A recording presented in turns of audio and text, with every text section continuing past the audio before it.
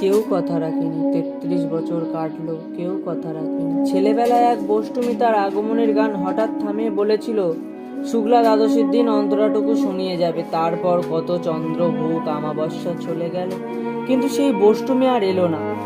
25 বছর প্রতীক্ষায় আছে।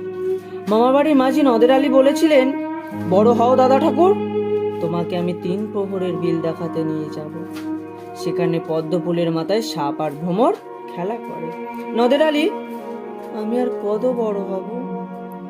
আমার মাথায় এ ঘরের ছাদ ফুঁড়ে আকাশ স্পর্শ করলে তারপর তুমি আমায় 3 প্রহরের বিল দেখাবে?